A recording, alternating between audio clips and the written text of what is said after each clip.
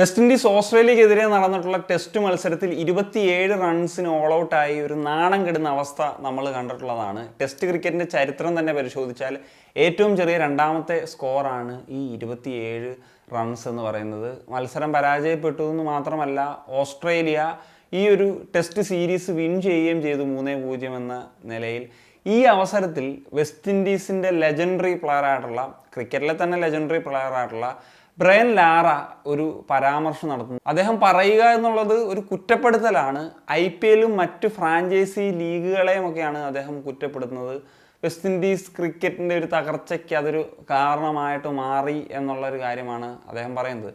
അദ്ദേഹം പറയുന്നൊരു കാര്യം, പണ്ട് കാലത്ത് ആഭ്യന്തര ക്രിക്കറ്റിലെ പ്രകടനം അന്താരാഷ്ട്ര ക്രിക്കറ്റ് കളിക്കാൻ അല്ലെങ്കിൽ ദേശീയ ടീമിലേക്കൊക്കെ കളിക്കാൻ വേണ്ടിയിട്ടുള്ള ഒരു സ്റ്റെപ്പ് എന്ന വണ്ണമായിരുന്നു ഉണ്ടായിരുന്നതെങ്കിൽ, ഇപ്പോൾ അദ്ദേഹമൊക്കെ ആണെങ്കിലും കൗണ്ടി ക്രിക്കറ്റ് പോലുമൊക്കെ കളിച്ചിട്ടുണ്ട് എന്നുള്ളത് നമുക്കറിയാവുന്ന കാര്യമാണ്. എന്നാൽ നിലവിൽ വെസ്റ്റ് ഇൻഡീസ് ക്രിക്കറ്റിൻ്റെയൊക്കെ ഒരു സാഹചര്യം എന്തെന്ന് വെച്ചാൽ, നാഷണൽ ടീമിൽ എത്തുന്നത് പോലും ഈ T20 ഫ്രാഞ്ചൈസി ലീഗുകൾ കളിക്കാനുള്ള ഒരു സ്റ്റെപ്പ് എണ്ണമെന്ന് മാത്രമാണ് എന്നുള്ളതാണ്. നമുക്കറിയാം, സമീപകാലത്ത് ഒരുപാട് വെസ്റ്റ് ഇൻഡീസിൻ്റെ താരങ്ങൾ വളരെ ഒരു പ്രൈമിൽ നിൽക്കുന്ന സമയത്ത് തന്നെ റിട്ടയർമെൻറ്റ് നടത്തുന്ന കാര്യം നമ്മൾ കണ്ടതാണ്. മുൻ ഇംഗ്ലണ്ട് താരമായിട്ടുള്ള ഡേവിഡ് ലോയിഡും ഇതിന് സമാനമായിട്ടുള്ള ചില കാര്യങ്ങൾ പറയുന്നുണ്ട്. ക്രിക്കറ്റിലെ ബിഗ് 3 നെയിംസ് ആയിട്ടുള്ള ഇന്ത്യ, ഇംഗ്ലണ്ട്, ഓസ്ട്രേലിയക്ക് ICCയുടെ ഒരു ഷെയർ ഇവർക്ക് കൂടുതൽ കൊടുക്കുന്നു എന്ന് പറയുന്നൊരു കാര്യമുണ്ടല്ലോ. അങ്ങനെ കൊടുക്കാതെ തുല്യമായിട്ട് വീതിച്ചു കൊടുക്കണമെങ്കിൽ മാത്രമേ മറ്റു ഫെഡറേഷനുകൾക്കുമൊക്കെ ഒരു മുന്നോട്ട് പോകാൻ സാധിക്കത്തുള്ളൂ എന്നുള്ള കാര്യം. ഇപ്പോൾ കരീബിയൻ ക്രിക്കറ്റ് ബോർഡ് എന്ന് വെച്ച് കഴിഞ്ഞാൽ സാമ്പത്തികമായിട്ട് ഒരുപാട്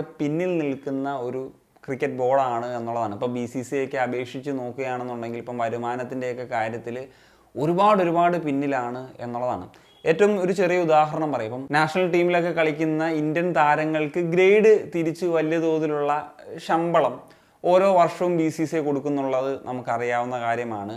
ആ എമൗണ്ടിൻ്റെ 10-1 അതിൽ താഴെയോ മറ്റൊക്കെയാണ് വെസ്റ്റ് ഇൻഡീസിൻ്റെ ക്രിക്കറ്റ് താരങ്ങൾക്ക് ലഭിക്കുന്നത് എന്നുള്ളതാണ്. അപ്പം ഈ ഒരു സാഹചര്യം ഉള്ളതിനാലാണ് അന്താരാഷ്ട്ര ക്രിക്കറ്റിൽ നിന്ന് വിരമിച്ച് അവർ ഓടി നടന്നിട്ട് T20 ഫ്രാഞ്ചൈസി ലീഗുകൾ കളിക്കുന്നത്. എന്തുകൊണ്ട് വെസ്റ്റ് ഇൻഡീസ് ക്രിക്കറ്റ് ബോർഡിന് പ്ലേയേഴ്സിന് വലിയ എമൗണ്ട് സാലറി ആയിട്ട് കൊടുക്കാൻ കഴിയുന്നില്ല എന്ന് ചോദിച്ചു കഴിഞ്ഞാൽ, അവർക്ക് അതിനൊത്ത വരുമാനം ഇല്ല എന്നുള്ളത് തന്നെയാണ് കാരണം. ഇപ്പോൾ ഓരോ വർഷവും BCCIയുടെയൊക്കെ ഒരു വരുമാനം എന്ന് പറഞ്ഞാൽ ഏതാണ്ട് 15,000 കോടിയോ മറ്റോ ഒക്കെയാണ് പറയുന്നത്. അതിൽ മെജോറിറ്റി വരുന്ന എമൗണ്ട് എന്ന് പറഞ്ഞു കഴിഞ്ഞാൽ IPL നിന്ന് ഇടുന്നതാണ്, ഏതാണ്ട് 10,000 കോടിയോളം. പിന്നെ ICCയുടെ ഷെയർ ഏതാണ്ട് 1,900 കോടി രൂപ ലഭിക്കുന്നുണ്ട്. പിന്നെ മറ്റ് ബ്രോഡ്കാസ്റ്റിംഗ് സ്പോൺസർഷിപ്പ് ഡീലുകളൊക്കെ ഉൾപ്പെട്ടാണ് ഈ 15,000 കോടിയുടെ ഒരു കണക്ക് വരുന്നത് എന്നുള്ളതാണ്. അപ്പം ICCയുടെ ഒരു ഷെയർ നമുക്ക് പരിശോധിച്ച് കഴിഞ്ഞാൽ ഏതാണ്ട് 38.5% ഷെയറും ഇന്ത്യക്കാണ് ലഭിക്കുന്നത്, അല്ലെങ്കിൽ BCCIക്കാണ് ലഭിക്കുന്നത് എന്നുള്ളതാണ്.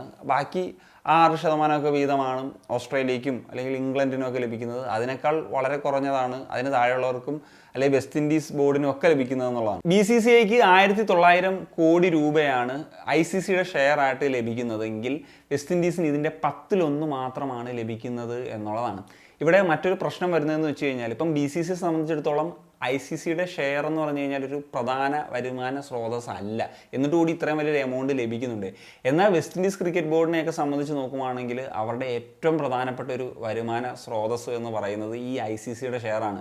അത് തന്നെ അവർക്ക് വളരെ കുറവാണ് ലഭിക്കുന്നത് എന്നുള്ളതാണ്. ഇന്ത്യയോ മറ്റു പല രാജ്യങ്ങളോ ഒക്കെ നോക്കിക്കഴിഞ്ഞാൽ അവരുടെ ലീഗിൻ്റെ വരുമാനം അതൊരു പ്രധാനപ്പെട്ട വരുമാനമാണ്. പിന്നെ ബ്രോഡ്കാസ്റ്റിംഗ് ഡീൽസ്, സ്പോൺസർഷിപ്പ് ഡീൽസ്, ഇതൊക്കെ കൂട്ടിയിട്ടാണ് ഇത്രയും വലിയൊരു എമൗണ്ട് കിട്ടുന്നതും മറ്റ് ഫെഡറേഷനുകളൊക്കെ അവർക്കൊരു എമൗണ്ട് ജനറേറ്റ് ചെയ്യാനായിട്ട് സാധിക്കുന്നതും എന്നുള്ളതാണ്. എന്നാൽ വെസ്റ്റ് ഇൻഡീസിനെ സംബന്ധിച്ച് നോക്കുമ്പോഴത്തേക്കും ഇപ്പോൾ അവരുടെ ജോഗ്രഫി ഒരു പ്രശ്നമാണ്. അവരൊരു ചെറിയ ദ്വീപുകളായിട്ടൊക്കെ നിൽക്കുന്ന ഒരു സമൂഹമാണ്. വെസ്റ്റ് ഇൻഡീസ് എന്ന് പറയുന്ന ഒരു രാജ്യം പോലും അല്ല എന്നുള്ളത് നമ്മൾ മുമ്പ് സംസാരിച്ചുള്ള കാര്യമാണ്. വളരെ കുറഞ്ഞ പോപ്പുലേഷനാണ് അവിടെ ഉള്ളത്. അതുപോലെ അവരുടെ കരീബിയൻ ലീഗിൽ നിന്ന് വലിയ തോതിലുള്ള ഒരു റവന്യൂ ജനറേറ്റ് ചെയ്യാനും സാധിക്കുന്നില്ല എന്നുള്ളതാണ്. ഇതൊക്കെയാണ് അവരെ സാമ്പത്തികമായിട്ടും പിന്നോട്ട് വലിക്കുന്നതിലുള്ള ഒരു പ്രധാനപ്പെട്ട കാരണങ്ങൾ എന്നുള്ളതാണ്. അത് അവരുടെ മൊത്തത്തിലെ ക്രിക്കറ്റിനെ തന്നെ ബാധിച്ചു എന്നുള്ളതുമാണ് പറയേണ്ടത്. So that's it guys. അപ്പം എന്താണ് ഈ വിഷയത്തിൽ നിങ്ങളുടെ ഒപ്പീനിയൻ തീർച്ചയായിട്ടും കമ്പോസ് ചെയ്യാൻ.